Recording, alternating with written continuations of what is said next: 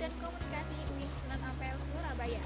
Untuk memenuhi tugas mata kuliah sosiologi, kali ini saya akan memberikan gambaran atau ilustrasi mengenai perubahan-perubahan sosial yang terjadi di masyarakat zaman dahulu dan zaman sekarang. Di era modern, era globalisasi membawa banyak sekali dampak perubahan pada kehidupan masyarakat. Dampak yang paling berpengaruh adalah pada perkembangan ilmu pengetahuan dan juga teknologi. Adanya ilmu pengetahuan dan teknologi membuat segalanya serba instan dan mudah untuk didapatkan. Berikut adalah ilustrasi perubahan sosial masyarakat zaman dahulu hingga sekarang. Selamat menyaksikan. Komunikasi merupakan suatu aktivitas penyampaian informasi dari satu pihak ke pihak lainnya yang dilakukan secara langsung maupun tidak langsung. Pada zaman dahulu, orang berkomunikasi menggunakan surat, namun bukan ditulis di atas kertas, melainkan di atas daun lontar, karena zaman dahulu masih belum ada kertas. Selain itu, untuk menyampaikan pesan atau informasi kepada orang banyak, masyarakat menggunakan sebuah alat yang namanya kentongan. Namun, saat ini juga masih ada yang menggunakan alat tersebut untuk memberitahukan kalau ada maling atau membangunkan orang takut. Berbeda dengan zaman sekarang yang semuanya serba mudah, alat komunikasi semakin canggih, informasi semakin cepat menyebar luas melalui media sosial. Namun hal tersebut tidak jauh dari isu hoax. Jadi, kita sebagai pengguna media sosial harus bisa bijak dalam mempergunakan media sosial. Ketika hendak bepergian atau berpindah dari satu tempat ke tempat lain, tentunya kita membutuhkan alat transportasi. Pada zaman dahulu, alat transportasi belum menggunakan mesin, melainkan menggunakan tenaga hewan atau manusia. Hewan yang digunakan adalah kuda, seperti delman. Dengan menarik tali yang digalungkan pada kuda, delman pun berjalan. Sedangkan dengan tenaga manusia, salah satunya adalah becak. Mengayuhnya dengan sekuat tenaga dengan keringat yang bercucuran di kala cuaca terik matahari. Sebuah perjuangan agar bisa sampai ke tempat tujuan. Selain muatannya yang terbatas, membutuhkan waktu yang lama juga untuk menempuhnya. Namun, transportasi ini lebih aman dan ramah lingkungan.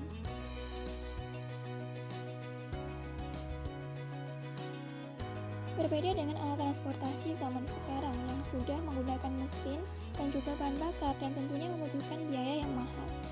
Alat transportasi tersebut seperti sepeda motor, mobil, dan masih banyak lagi. Transportasi ini dapat mengangkut banyak muatan dan lebih nyaman, namun juga rentan mengalami kecelakaan.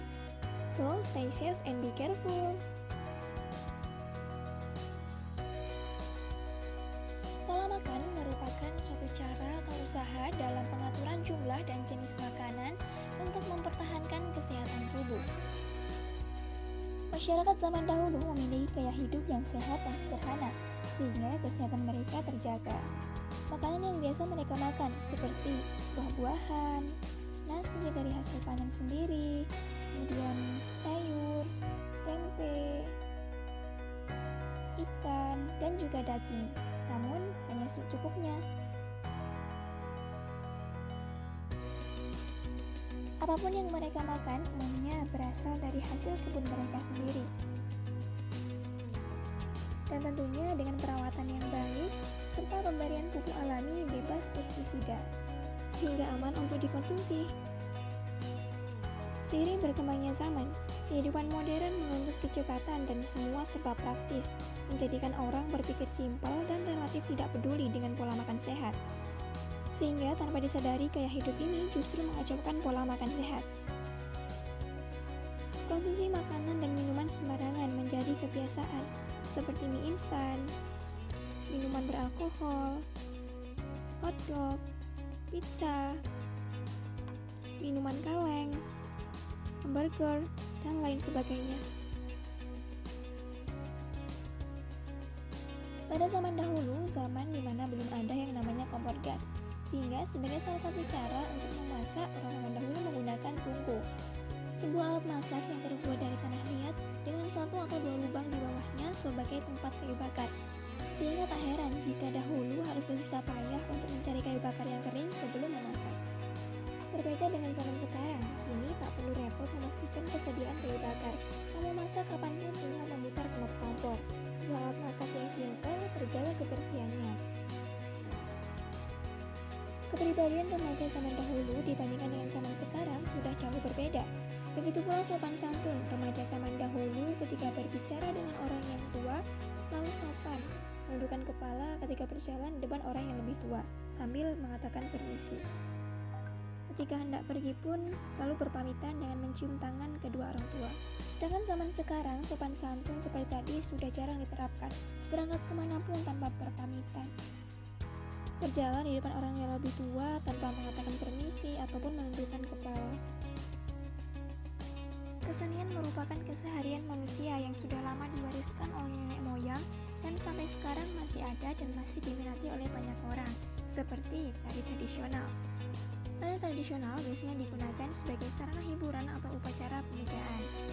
Seiring berkembangnya waktu, tari-tari ini mulai jarang dimainkan, hanya beberapa saja seperti ketika hendak mengiringi suatu tradisi. Kini yang sering kali dimainkan adalah dance, yang merupakan jenis tari tetapi menggunakan iringan musik modern. Apalagi sekarang ini banyak sekali penggemar dance Korea seperti EXO, NCT, Blackpink, dan sebagainya. Permainan zaman dahulu dinilai lebih mengasyikkan daripada zaman sekarang. Permainan zaman dahulu membuat kita jauh lebih memiliki banyak teman dan dapat berinteraksi secara langsung, seperti halnya bermain kelereng. Selain itu juga ada engklek, yakni dengan melompati setiap balok yang digambar di atas tanah, menggunakan satu kaki sebagai keseimbangan. Di era milenial saat ini, permainan zaman dahulu mulai jarang dimainkan dan berganti dengan adanya gadget. Hal ini membawa pengaruh buruk bagi pendidikan maupun psikis anak. Lupa akan tugas rumah, lupa waktu, prestasi menurun, kesehatan pun menjadi buruk. Penampilan menjadi sebuah ciri khas seseorang. Pada zaman dahulu, wanita dewasa hanya memakai jarik dan juga kebaya yang simpel tanpa adanya pernak-pernik. Sedangkan anak muda biasa memakai kaos dan juga kemeja, serta celana yang unik dengan bagian bawah yang lebar.